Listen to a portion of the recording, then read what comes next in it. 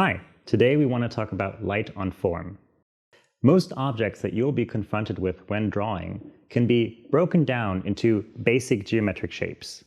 Understanding how light flows on these objects can enormously improve your drawing styles.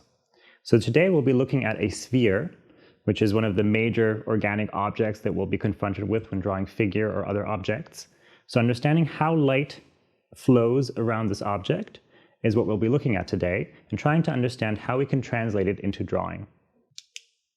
Let's observe how light flows on the form. As you can see, we have a distinctive line dividing our light half and our shadow half of our sphere. This distinctive line is called the terminator line. This is where the light terminates. Between the terminator line and our light half, we have something that we call halftones. This is a kind of twilight area where we get this turning motion. Next to the shadow of the object itself, we also have the cast shadow, which is the shadow that the object throws onto the surface. This means our main groups of light and shadow are our cast shadow, our shadow half, our terminator line, and our light. There are two special anomalies, both in the light and the shadow half. In the shadow half, we have something called reflected light. You have to imagine that all surfaces act like mirrors. All surfaces reflect light back. This means all the light that is being thrown onto this table is reflecting back to the light source and is hitting the underside of this sphere. That is lightening up this darker area. You can especially see this if I hold a white sheet of paper underneath.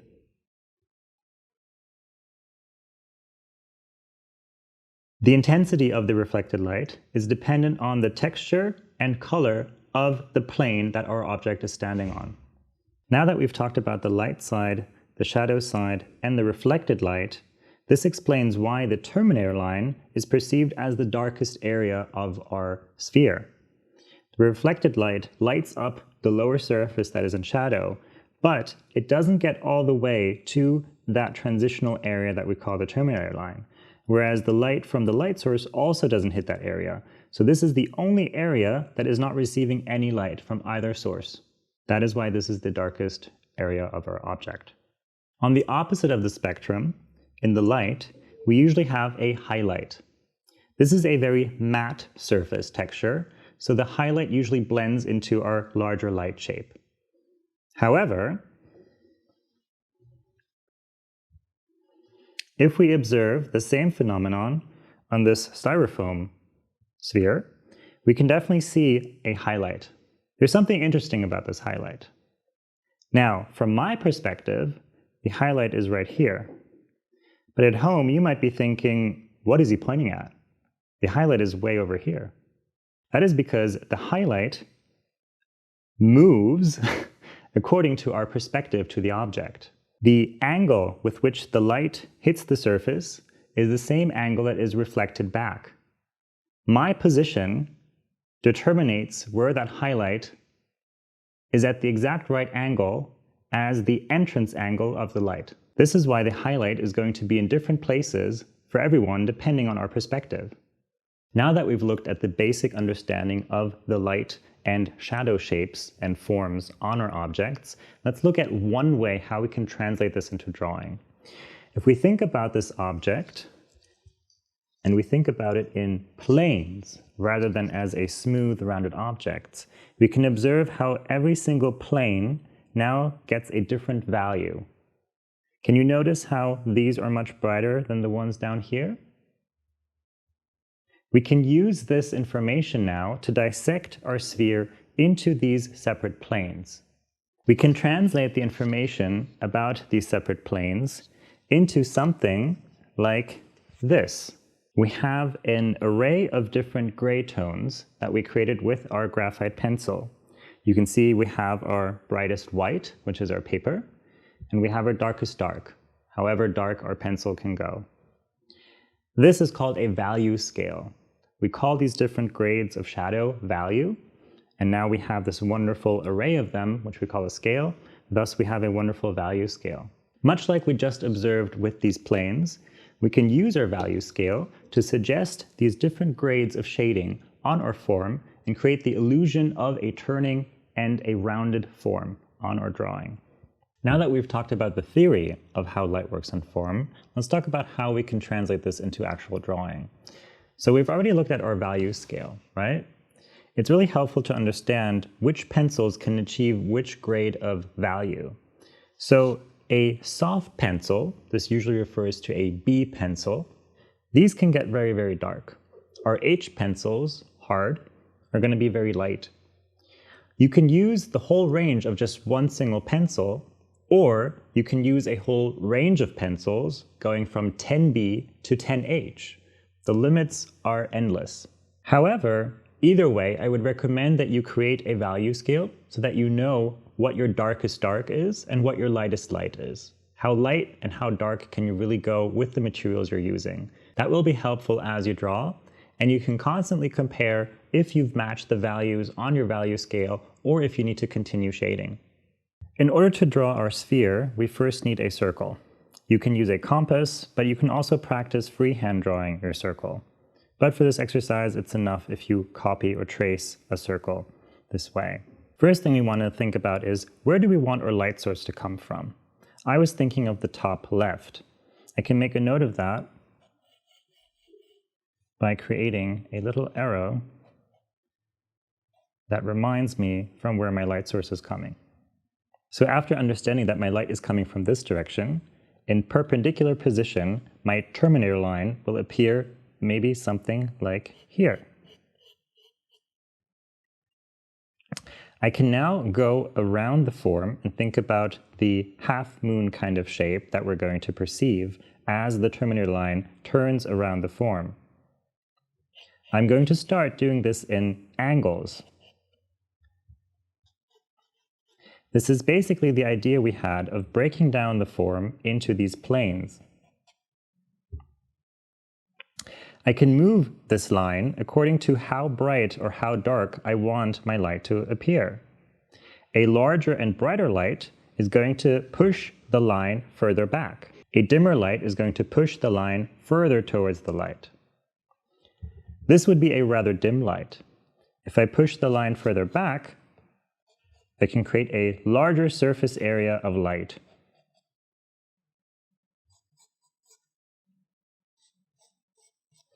And I think I'll be going for that. After having broadly sketched in my terminator line, I can think about a false value for the entire half that will be in shadow. A false value means that I'm not going to try to get exactly the value that I see, but I'm just trying to divide my sphere into light and dark first. For this, I'll be using an HB pencil, but you can also go darker immediately, meaning a softer pencil if you will, and we're just going to start shading this lower half in a unified value.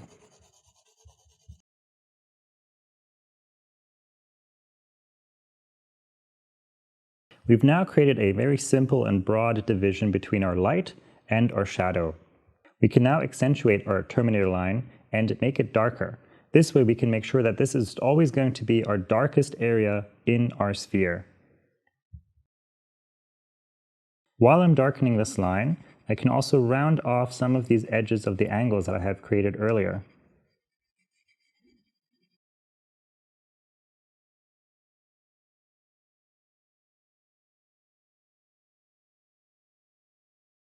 Now I have my light half, my terminator line, my shadow, and now I can create a cast shadow in contrast to my shadow plane on the sphere, which will later allow me to add a reflected light.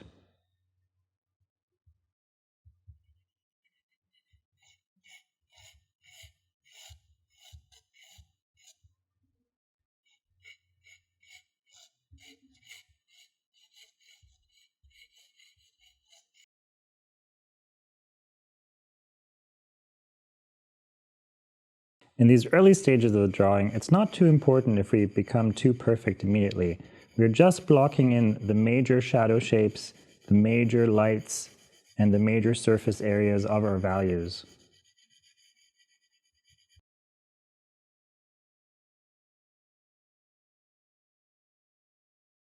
There are dozens of ways of creating the value transitions between light to dark. However, after having talked about dissecting the sphere into planes, we can think about using our value scale again and dividing our circle into smaller planes. We could have our highlight. We could have a ring of a second value. We could have a third ring of the next value.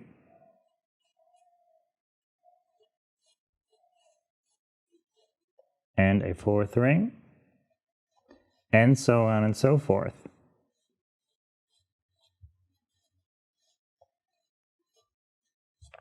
This is especially helpful if you're having trouble to transition the form and your shadows. This allows me to really just focus on one single area and try to match one single value at a time. In the shadow area, I can think about where the reflected light is going to be, and thinking about the table surface and how it is going to reflect the light back. I'll probably have a transition somewhere around here, meaning that this area is still going to be slightly darker than this bottom area. Now I can fill in each ring with its own value. On this prepared sketch, you can see what your sphere could look like after having done this. Now, there are still some minor things that I can adjust, but I have a general understanding of the transitions of each value to the next. It is already giving me the impression of a round. Now that I have my basic value structure, I can go back in and I can polish things up and unify some of these shadows, but also create softer transitions from one ring to the next.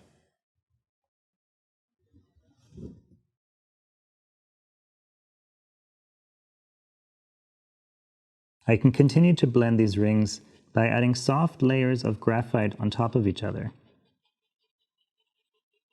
If you notice certain areas getting too dark, you can use a kneaded eraser, which you can mold into a very precise tool, and you can just gently dab on those areas. This prevents you from having to reshade everything, but only takes off a little bit of the value, allowing you to go back in and make little corrections. Afterwards, we can add more layers to continue to unify our different rings and value shades. If we continue doing this, we might end up with a sphere looking something like this.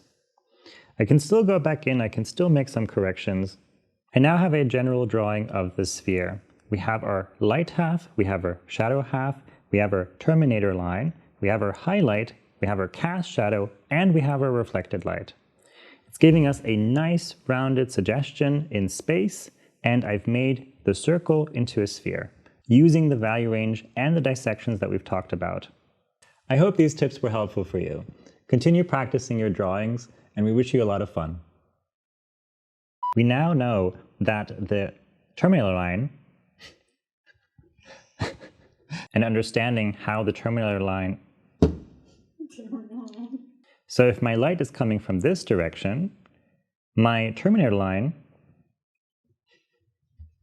in perpendicular position to that, my terminator.